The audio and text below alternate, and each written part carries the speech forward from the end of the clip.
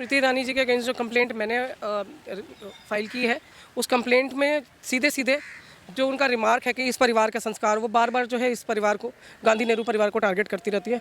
वो महिला भूल जाती है वो कैसे जीत के आई है, क्या करती है। मैंने उनके बारे में जो डिटेल लिखा है, बार बार आप किसी से राजनीतिक रूप से मतभेद रख सकते हैं, पर इतनी निर्लज्जता और इतनी बदतमीजी और इतनी बेहूदगी लादने की जरूरत नहीं है कि आप ये भूल जाएं कि जिस 15 अगस्त 26 जनवरी को आप बचपन से मनाते आए हैं, 14 नवंबर मनाते आए हैं, 2 अक्टूबर मनाते आए, वो लोग इस देश के इतिहास में कुछ वैल्यू रखते थे।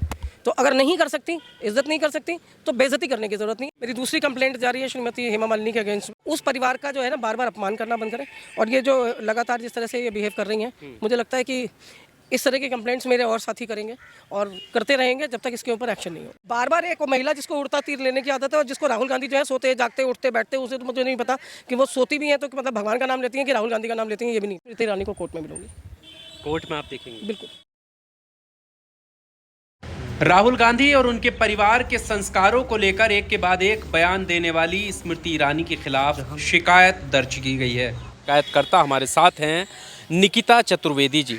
क्या कुछ इनका कहना है और शिकायत में किन बातों का उल्लेख किया, आइए इनसे ही जानते हैं। निकिता मैम, किन चीज़ों को लेकर आपने शिकायत की है स्मृति ईरानी जी को लेकर? देखिए, स्मृति ईरानी जी के अगेंस्ट जो कंप्लेंट मैंने फाइल की है, उस कंप्लेंट में सीधे सीधे जो उनका रिमार्क है कि इस परिवार का संस्कार, वो बार बार जो है इस परिवार को, गांधी नेहरू परिवार को टारगेट करती रहती है। वो महिला भूल जाती है वो कैसे जीत के आई है, क्या करती है। मैंने उनके बारे में जो डिटेल लिखा है, मैंने उसके बारे में सबसे पहली चीज़ जो लिखी है कि वो एक अच्छी अभिनेत्री हैं, उसके बाद वो जो है MP हैं, फिर वो यूनियन मिनिस्टर हैं। तो उसका वो पूरा परिचय देते हुए मैंने उस परिवार की बात की है जो इस देश की फर्स्ट फैमिली है, जिस परिवार ने 3 जो है प्रधानमंत्री दिए हैं, जिनमें से 2 प्रधानमंत्री शहीद हैं। तो जिस परिवार से वो आते, जिस परिवार की वो बात कर रही हैं, उस परिवार में जब देश के ऊपर न्यौछावर होने की परंपरा रही है, उस परिवार के ऊपर बार बार आप किसी से राजनीतिक रूप से मतभेद रख सकते हैं, पर इतनी निर्लज्जता और इतनी बदतमीजी और इतनी बेहूदगी लादने की ज़रूरत नहीं है कि आप ये भूल जाएं कि जिस 15 अगस्त 26 जनवरी को आप बचपन से मनाते आए हैं, 14 नवंबर मनाते आए हैं, 2 अक्टूबर मनाते आए, वो लोग इस देश के इतिहास में कुछ वैल्यू रखते थे। तो अगर नहीं कर सकती, इज्जत नहीं कर सकती, तो बेइज्जती करने की ज़रूरत नहीं है। आप उनकी कब्र पे जाके, आप उनकी समाधियों पे जाके अगर आपको फूल नहीं चढ़ाने तो मत चढ़ाइए, लेकिन बार बार उनका अपमान करना बंद करिए। क्या इसमें फ्लाइंग किस वाला मामला भी दिया? फ्लाइंग किस वाला मैंने इसलिए नहीं दिया क्योंकि वो अननेसेसरी उस चीज़ को तूल देने की ज़रूरत नहीं है। मुद्दा जो है मणिपुर का था और मणिपुर का ही रहना चाहिए था। उन्होंने जिस तरह से इसको घुमाने की कोशिश की, वो बहुत शर्मिंदगी भरी चीज़ है कि बार बार जो है उनको अपने ऊपर उंगली दिखाई देती है। मेरी दूसरी कंप्लेंट जारी है श्रीमती हेमा मालिनी के अगेंस्ट में। और वो कंप्लेंट इसलिए है कि उस महिला ने सीधे सदन से बाहर आने के बाद ये मुंह से बोला है अपने कि मैंने जो ये मैंने उनको जो है ये करते हुए नहीं देखा, ये फ्लाइंग केस मैंने नहीं देखी, लेकिन उसके बावजूद उन्होंने कंप्लेंट में सिग्नेचर किए हैं। तो साइन करने की ज़रूरत नहीं थी अगर आपने नहीं देखा है। साक्ष्य तब जब आपने देखा हो। किसी के कहने से अगर आप काम कर दें तो आपकी बुद्धिमत्ता, आप सास हैं, दादी हैं, उम्र है एक आपकी, उसका क्या फ़ायदा है? तो बात सीधी सी है कि जो रिस्पेक्टेड है उनकी रिस्पेक्ट रहे। नए लोग ऐसे क्रिएट कीजिए जिनकी लोग इतिहास में आगे कभी जब उनके नाम लिए जाएं तो उनको याद करते हुए किसी को बुरा ना लगे। आप अपने हीरोज़ नहीं बना सकते, इसका मतलब ये नहीं है कि जो लोग इतिहास में थे वो आज शून्य हो जाते हैं। आपको हिंदुस्तान से बाहर जाकर लोग आपको नेहरू और गांधी के नाम से ही जानते हैं। तो उस परिवार का जो है ना, बार बार अपमान करना बंद करें। और ये जो लगातार जिस तरह से ये बिहेव कर रही हैं, मुझे लगता है कि इस तरह की कंप्लेंट्स मेरे और साथी करेंगे और करते रहेंगे जब तक इसके ऊपर एक्शन नहीं होगा। तो कंप्लेंट इनके हाथ में है और जहां पर हम खड़े हैं सामने आप देख सकते हैं थाना कृष्ण नगर में इन्होंने जो है अपनी कंप्लेंट दर्ज कराई है। इस पर तो बात होगी, साथ में राहुल गांधी की बहन उन पर भी जो है मध्य प्रदेश के कई अलग अलग जगहों पर FIR हुई है, उस पर भी बात करेंगे। एक बार और हम इस पर बात ये कर लेते हैं कि आप इससे पहले, क्योंकि कई दिन से आप ये प्रयास कर रही थी शिकायत की, और जगह पर भी गई थी शिकायत करने के लिए, तो क्या क्या कुछ हुआ है? देखिए, मैं नाम नहीं लेना चाहूँगी, लेकिन एक DCP हैं हमारे, उन्होंने कहा कि आपको इतना बुरा क्यों लग रहा है, जिस शहीद का परिवार है उस शहीद के परिवार से कहिए कि वही कंप्लेंट करें।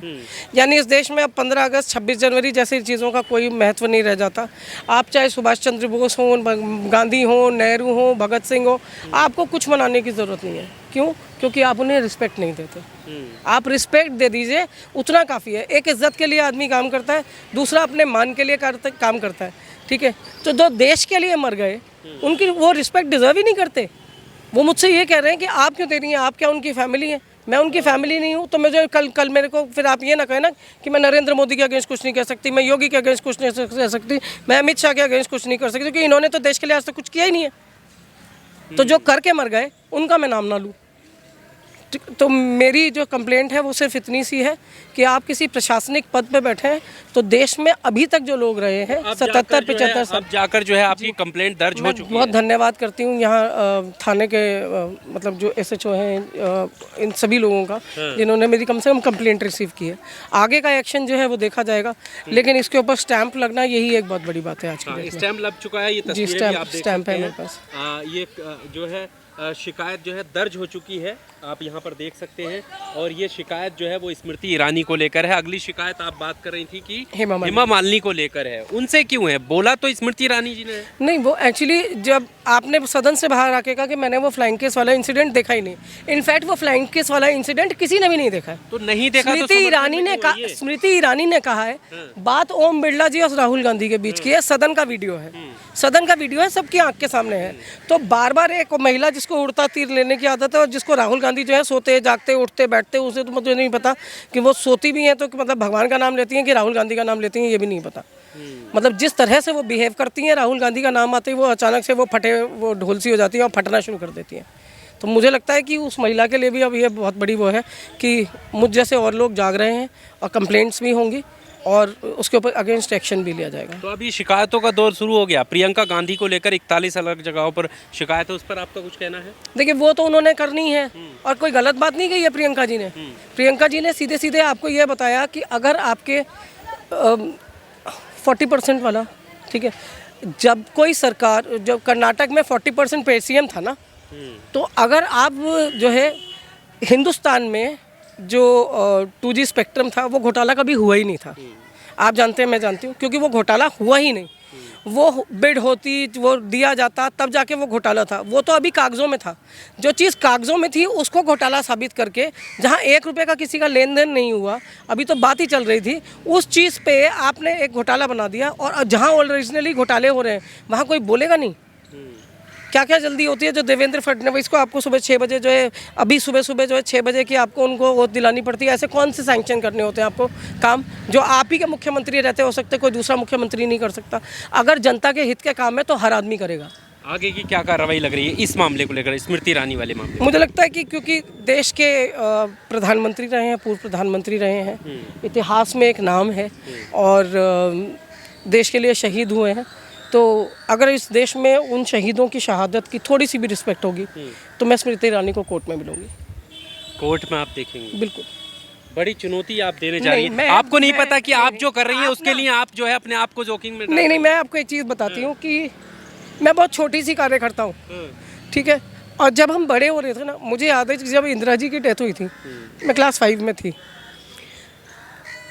जितनी भी कटिंग्स इंदिरा गांधी की हमें मिलती थी, मैं और मेरी सिस्टर ना, हम लोग स्क्रैप बुक्स बनाते थे, उनकी जितनी यादें थी वो संजोते थे।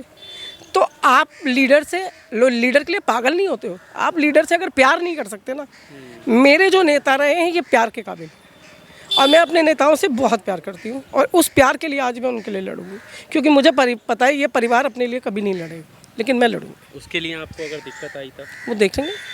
तैयार हैं आप हर चीज़? जी। आपके मेरे पिताजी चाचा जी एक ही बात कहते थे, आई है तो आई है, और नहीं आई तो भगवान भी हाथ पकड़ के नहीं ले जा सकते। तो अगर कुछ है मुसीबत तो जब तक नहीं आ रही है ठीक है, जब आएगी तब उसका सामना भी करेंगे।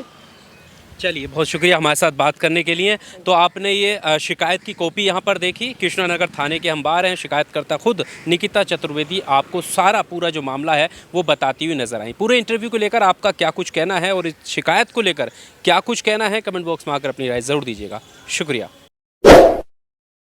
Subscribe now and press the bell icon. Never miss an update.